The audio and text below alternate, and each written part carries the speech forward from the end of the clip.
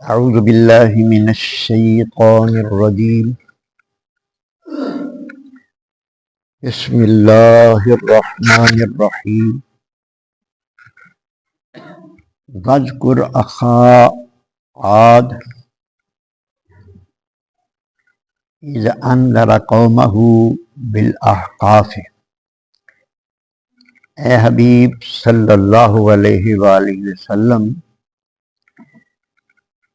ذکر سنائیے انہیں قوم عاد کے بھائی حضرت ہود علیہ السلام کا، جب ڈرایا اس نے اپنی قوم کو احقاف میں۔ یہ سورہ احقاف کی آیت نمبر 21 ہے، جس میں اللہ تبارک و تعالی ہمارے آقا حضور سرور کائنات فخر موجودات احمد مجتبیٰ محمد مصطفیٰ صلی اللہ علیہ وآلہ وسلم کو حکم دے رہے ہیں کہ اہل مکہ کو قوم عاد کے جو پیغمبر آئے حضرت ہود علیہ السلام، ان کا ذکر ان کو سنائیے۔ یہ ذکر سنانا، اس سے کہانیاں سنانا نہیں مراد، داستانیں سنانا مراد نہیں۔ مزہ حاصل کرنے کے لیے داستانیں بھی سنائی جاتی ہیں، شعر و شاعری بھی ہوتی ہے۔ اللہ تبارک و تعالی حضرت ہود علیہ السلام نے جو تبلیغ فرمائی قوم عاد کو، اس کا تذکرہ اللہ پاک فرماتے ہیں کہ ان اہل مکہ کے سامنے کرو اور ان کا انجام ان سے بیان کرو۔ یہ قوم عاد جو ہے،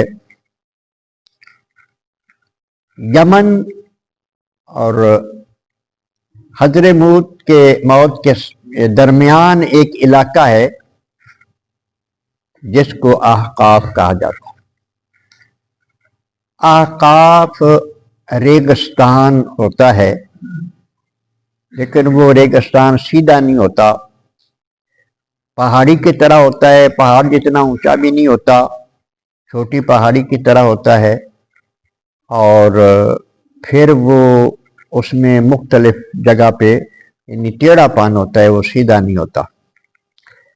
یہ قوم اس جگہ آباد تھی، لیکن اس ریگستان میں رہنے کے باوجود یہ لوگ بڑے خوشحال تھے۔ ان کے پاس مال و دولت کی فراوانی تھی، کسی چیز کی کمی نہیں تھی۔ اہل مکہ سے ہر طرح سے یہ زیادہ طاقتور لوگ تھے۔ ان کا حال ان کے سامنے بیان کرنے کا مطلب یہ ہے کہ انہوں نے اپنے نبی حضرت ہود علیہ السلام کی بات نہیں مانی۔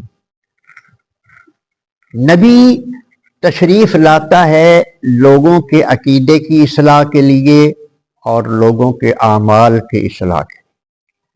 عقیدہ یہ ہے کہ اللہ وحدہ لا شریک ہے، صحیح عقیدہ جو اللہ وحدہ لا شریک ہے، اس کے سوا کوئی عبادت کے لائق نہیں۔ اس کے سارے نبی جو اس نے بھیجے ہیں وہ سارے برحق ہیں، اس کی تقدیر برحق ہے، اور مرنے کے بعد دوبارہ زندگی اور اللہ تبارک و تعالیٰ کی بارگاہ میں پیش ہو کر زندگی کا حساب کتاب دینا، یہ سارا برحق ہے۔ جس بندے کا یہ عقیدہ درست ہو جاتا ہے وہ گناہ سے بچ جاتا ہے۔ جس بندے کو یہ پتہ ہے کہ میں نے حساب دینا ہے، اللہ کی نافرمانی پر مجھے عذاب ہوگا، وہ اللہ کی نافرمانی سے بچنے کی کوشش کرے گا. جو یہ سمجھتا ہے کہ کچھ نہیں ہونا پھر وہ آوارہ ہو جاتا ہے, وہ شتر بے مہار ہو جاتا ہے. لہذا انبیاء علیہ الصلوۃ والسلام جہنم سے, اللہ کے عذاب سے بچانے کے لیے تشریف لاتے ہیں. اور بچتا وہ, اگر کوئی یہ سمجھے نا کہ یہ جو بچانے والے ہیں یہ بچا ہی لیں گے, ہم کچھ بھی کریں, یہ بات نہیں ہے. دنیا میں ہی پتہ چل جاتا ہے کہ کون بچ گیا. جو اللہ کے رسولوں کی بات مان کر ان کے نقش قدم پر چل گیا وہی بچ گیا. یہیں پتہ چل جاتا ہے. نبی کریم علیہ الصلوۃ والسلام نے ارشاد فرمایا میری امت کے 73 فرقے ہو جائیں گے لیکن ناجی ایک ہوگا, جنتی کوئی ہوگا. وہ کون ہوگا؟ ما انا علیہ و اصحابی, جو میرے اور میرے صحابہ کے طریقے پر چلے گا جنتی وہ ہوگا. بات سیدھی سی. اب نظر آ رہا ہے کہ کون حضور کے طریقے پہ چل رہا ہے, جس کا اٹھنا بیٹھنا نشست و برخاست, جس کی مطلب زندگی بالکل نبی کریم علیہ السلام کی سنت کے مطابق بن گئی. ظاہر ہے وہ اس کے لیے وعدہ ہے اللہ تبارک و تعالیٰ. تو اللہ تبارک و تعالیٰ نے اپنے حبیب سے ارشاد فرمایا کہ حضرت ہود علیہ السلام کا ذکر ان کو سنائیے کہ انہوں نے کیا کہا اور قوم نے کیا کیا کہا, پھر کیا ہوا. اللہ اکبر. وقد خالت النذر من بین یدہ, حضرت ہود علیہ السلام سے پہلے بھی انبیاء تشریف لائے جو اپنی اپنی قوموں کو اللہ کے عذاب سے ڈراتے رہے. ومن خلفہ ہی, اور ان کے بعد بھی تشریف لائے. اللہ تعبدوا الا اللہ, سب نے یہی کہا کہ نہ عبادت کرو مگر اللہ کی.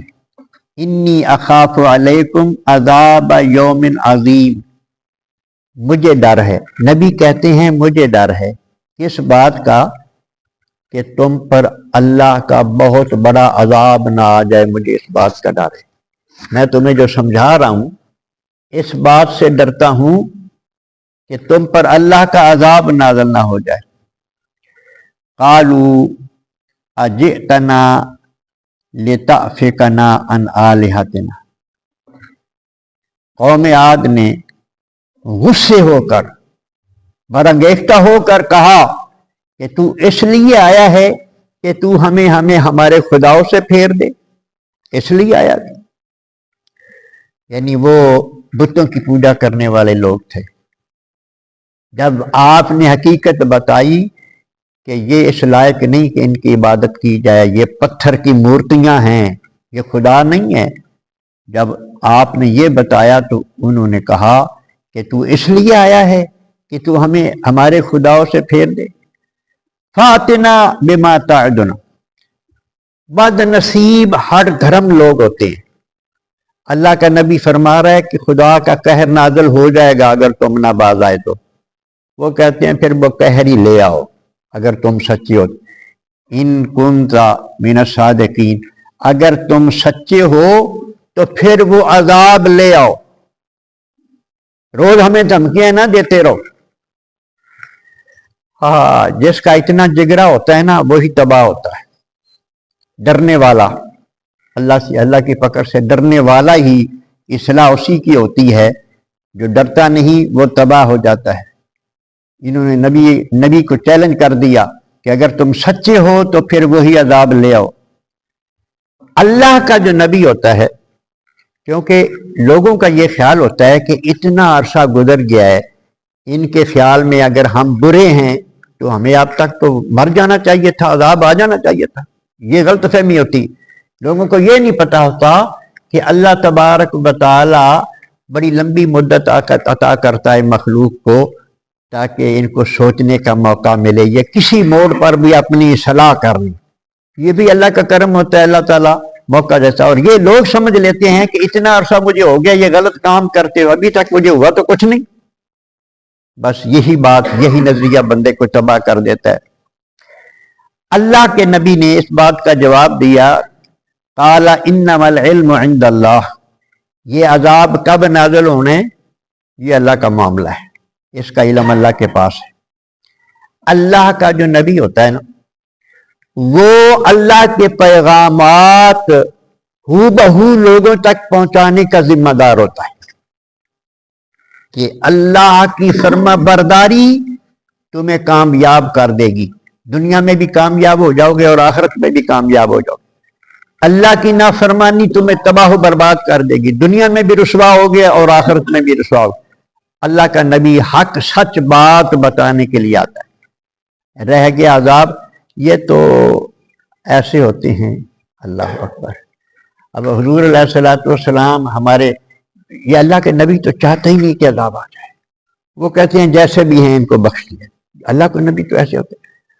وہ ایک عبداللہ ابن ابی تھا نا، منافق، بڑا بے ایمان تھا، بڑا سازشی تھا، بڑی اسلام کے ساتھ اس نے سازشیں کی، حضور کے بھی بڑا دشمن تھا، لیکن حضور کی کوشش تھی کہ یہ بخشا جائے۔ اللہ اکبر۔ تو اس کا بیٹا جو تھا وہ سچا مسلمان تھا، عاشق رسول تھا اس منافق کا بیٹا۔ نبی کریم علیہ السلام نے اس کے بیٹے کے ساتھ وعدہ کر لیا کہ میں اس کی بخشش کی دعا کروں گا۔ حضور نے اس منافق اتنے بڑے دشمن کے بارے میں بھی وعدہ کر لیا اس کے بیٹے سے۔ نبی کریم علیہ السلام نے جب وعدہ کیا تو اللہ پاک نے ارشاد فرمایا کہ محبوب، اس کے لیے تو اگر آپ 70 مرتبہ بھی دعا کریں گے تو میں نے نہیں بخشنا۔ اب یہ مطلب نہیں ہے کہ حضور کی وقت کوئی نہیں، بات نہیں، آگے آیت ہے، وہاں اللہ تبارک و تعالیٰ ارشاد فرماتا ہے کہ محبوب جب ان کو مشورہ دیا گیا تھا نا، اس ظالم کو، کہ تو بدتمیز ہو گیا ہے، چل نبی کی بارگاہ میں تجھے لے چلتے ہیں اور حضور سے دعا کرواتے ہیں تیرے لیے، تیری بخشش ہو جائے گی۔ اس نے کہا کہ میرے لیے محمد دعا کرے پاویں نہ کرے، میں نے کوئی لوڑ نہیں ہوئی دعا دی۔ محبوب جس نے تیرے لیے یہ کہا ہے میں اس کو نہیں بخشوں گا اگر تم دعا بھی کرو۔ یہ غصہ یہ حضور کے ساتھ نہیں ہے کہ میں تیری دعا نہیں قبول، یہ غصہ اس ظالم پر ہے کہ جو تیری اہمیت نہیں جانتا، جسے تیری پرواہ نہیں، میں اسے کیوں بخش دوں۔ اصل میں یہ بات تو انبیاء علیہ السلام جو ہوتے ہیں وہ تو اتنے نرم دل ہوتے ہیں کہ وہ تو دشمنوں کو بھی معاف کر دیتے ہیں، لیکن اللہ نے نبی کے دشمن کو آج تک معاف نہیں کیا۔ قوم پر عذاب نازل اسی وقت ہوتا ہے جب قوم نبی کی بے ادبی کرتے ہیں، شرک ہمیشہ کرتے رہتے ہیں، لوگ صدیاں بیت جاتی ہیں شرک کرتے کرتے، اللہ قہر نہیں نازل فرماتا، جب نبی کی توہین کرتے ہیں تو عذاب نازل ہو جاتا ہے۔ یہ قانون ہے اللہ تبارک و تعالیٰ کا۔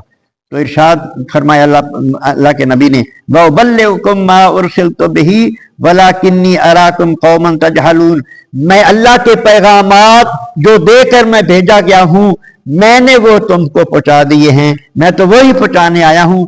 وَلَٰكِنِّي أَرَاكُمْ قَوْمًا تَجْهَلُونَ، لیکن میں دیکھ رہا ہوں کہ تم جاہل قوم ہو، تمہاری سمجھ میں میری بات نہیں آ رہی۔ اللہ پاک سمجھنے کی توفیق عطا فرمائے، ہم ان قوموں جیسے نہ ہوں۔